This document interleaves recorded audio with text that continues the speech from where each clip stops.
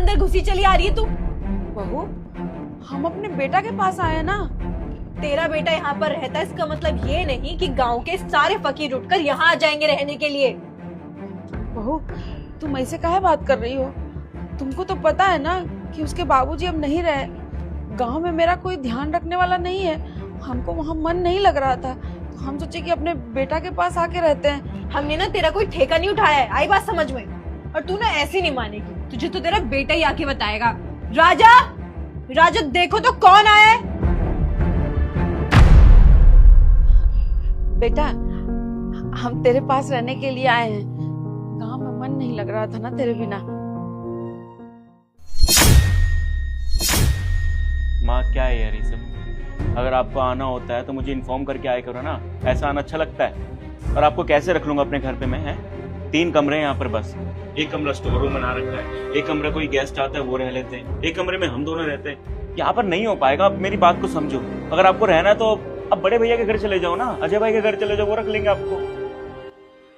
ठीक है बेटा, मैं समझ गई। कोई बात नहीं, मैं अजय के पास चली जाती हूँ, अपने बड़े बेटे के पास। हाँ हाँ जाओ जाओ, मैं भी देखती हूँ कि तुम्हें वो रखते हैं या नहीं। जो मुंह लेकर तुम आई हो ना, वो भी तुम्हें धक्के मार के ही भगा देंगे। चलो मैं ही छोड़ के आती हूँ, शुभ काम में देरी कैसी। आओ।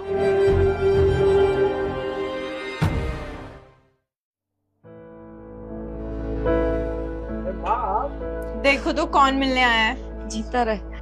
आप कब आए गांव से, वो भी बिना बताए?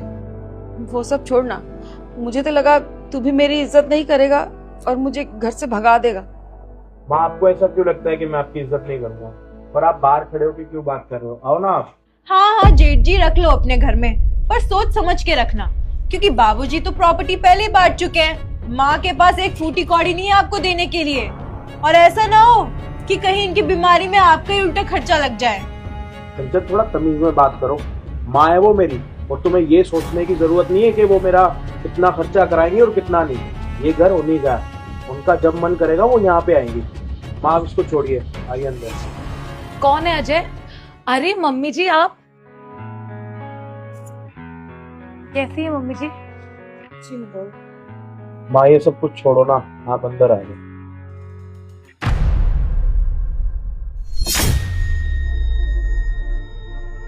माँ, ठीक तो हो?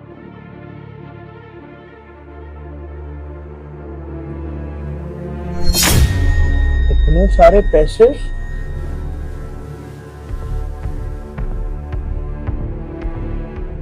अरे आप क्यों उठा रहे हैं? मैं उठाती हूँ ना। अरे माँ, मुझे तो पता ही नहीं था कि आपके पास इतना कीमती सामान है। आप थक गई होंगी ना, आप घर चलिए। वैसे भी मैं तो यहाँ पर बस आपको मिलवाने लेकर आई थी। आप घर चलिए, मैं आपको अच्छा खाना खिलाती हूँ बनाकर। आइए। बस बस बहू, और कितना झूठ बोलोगी?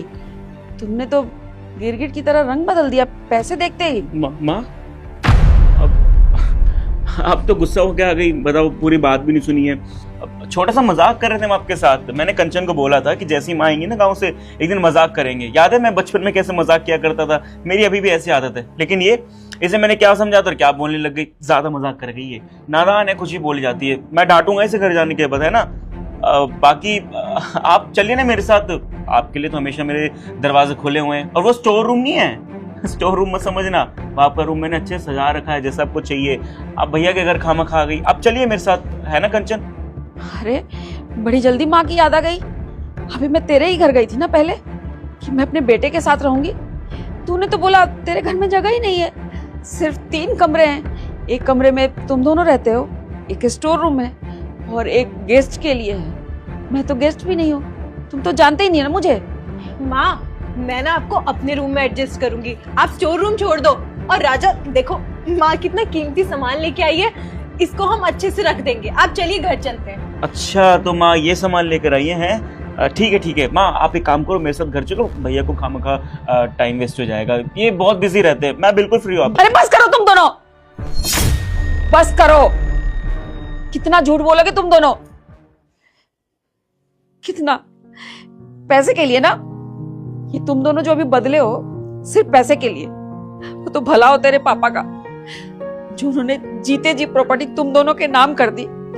और ये थोड़े बहुत पैसे ना उन्होंने मुझे दिया था, कि संभाल कर रखना, तुम्हारे बुढ़ापे में काम आएगा। बेटा मैंने सुना था, सिर्फ कानों से सुना था कि दौलत बहुत बड़ी चीज होती है, बुढ़ापे में ना यही काम आएगा। देख लिया आज मैंने, अपने आंखों से सब कुछ देख लिया कि ये बेटा जिसके पीछे मैं जान देती थी, माँ का ना छोटा बेटा बहुत दुलारा होता है, और मैंने तुझे इतने प्यार से रखा और ये सोचकर गांव से आई थी कि छोटा बेटा ना मुझे अपने पास रखेगा, मेरा ध्यान रखेगा, बुढ़ापे में मेरा सहारा बनेगा। और वो पैसों से भी कमजोर है, तो जो पैसे मेरे पास है ना मैं उसकी मदद कर सकूंगी। पर वाह, बेटा कहाँ ख्याल रखेगा। बेटा ने तो पहचानने से इनकार कर दिया, बोला माँ को जगह ही नहीं है, तुम यहाँ क्यों आ गई बिना बुलाए। एक माँ को बेटे के घर में जाने के लिए बता के आना पड़ेगा क्या। एक ये बेटा जिसने पूछा भी नहीं कि माँ तू अचानक कैसे आ गई, आते ही मेरे पैर छू के प्रणाम किए। बहू ने भी पैर छूकर प्रणाम किया, तो एक माँ के दिल से ना सच में आशीर्वाद निकला। और इस बहू ने बोला बुढ़िया यहाँ क्यों आ गई है, पर गलती मेरी है, मेरी गलती है जो मैं गांव से शहर आई। कोई बात नहीं, तुम्हें ये पैसे चाहिए ना, रख लो पैसे, मैं वापस गांव चली जाऊंगी। माँ आपको क्या लगता है, अगर आपके पास ये पैसे नहीं होते तो मैं क्या आपको अपने घर पे नहीं रखता? अरे घर आपका है, आप जब मर्जी आओ, जितने दिन आओ, आपका ही घर है, आप रहो।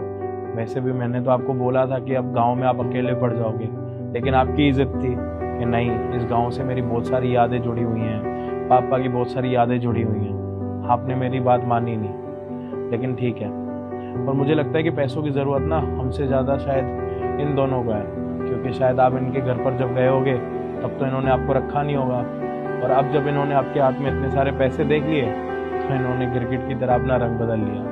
और आपको पता है ये इनका पहली बारी का नहीं है, इन्होंने ये सारी चीज़ें बहुत बारी पहले भी कर रखी हैं। जब पापा बंटवारा कर रहे थे प्रॉपर्टी को लेके, तो ये दोनों कैसे लड़ने के लिए आए थे और पापा के साथ बदतमीजी भी करी थी। तब भी मैंने इनको कुछ नहीं बोला था और इनको मुझसे ज़्यादा प्रॉपर्टी मिली थी। लेकिन ऊपर वाले के रंग देखो ना माँ, आज भी इनसे बहुत ज़्यादा सक्सेस हूँ, बिजनेस बहुत अच्छा चल रहा है, क्योंकि मेरी नीयत साफ है। और इनकी नीयत में इतना खोट है कि इनके पास सब कुछ होने के बाद भी ना ये उतने सक्सेस नहीं हो रहे जितना ये लोग चाह रहे हैं। हाँ भी पैसे इनको दे दो, पैसे बहुत है मेरे पास, बस आपका साथ चाहिए और आपका आशीर्वाद चाहिए। आप हमारे साथ हमेशा इस घर पे रहो, यही चाहिए, और कुछ नहीं चाहिए मुझे। बेटा जिंदगी में सबसे बड़ी चीज यही होती है, जो माँ बाप की इज्जत करते हैं ना, भगवान भी उनको इज्जत नवाजते हैं, उनको धन दौलत से परिपूर्ण करते हैं। और ऐसे बच्चे जो सिर्फ पैसों को देखते हैं ना, भगवान उनको भी देखते हैं। खुश रहे बच्चे। अरे माँ आपका आशीर्वाद ही है, और वैसे भी ये 10, 12, 15 लाख रुपए से क्या ही होगा। जिनकी नीयत में खोट होता है ना, वो कभी अमीर नहीं हो पाते। वो हमेशा ना लालच के पीछे और पैसे के पीछे भागते रहते हैं और ज़िंदगी भर सिर्फ भागते रहते हैं। और एक दिन आएगा शायद। खैर छोड़ो, आप आओ भाई, तुम दोनों ना ये पैसे लेके जाओ, हैं, अपनी बीवी के साथ रहे मस्त। माँ का ध्यान मत रखियो कभी, माँ का ध्यान रखने के लिए मैं हूँ, ठीक है? लेके जा पैसे, जाओ दोनों।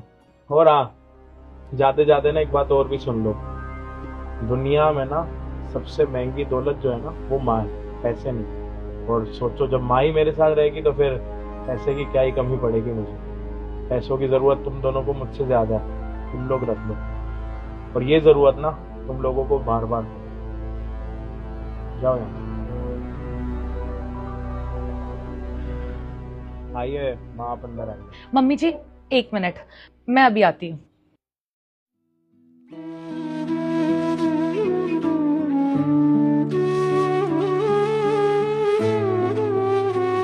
इंसान का असली धर्म पता है क्या होता है?